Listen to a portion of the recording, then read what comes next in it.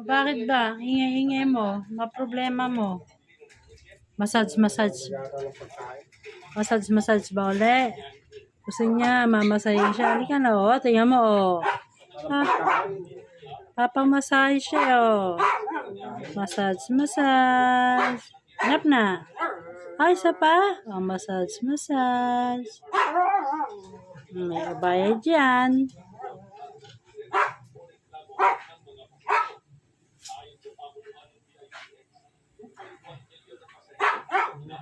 Ayun, gusto niyo papamasahe.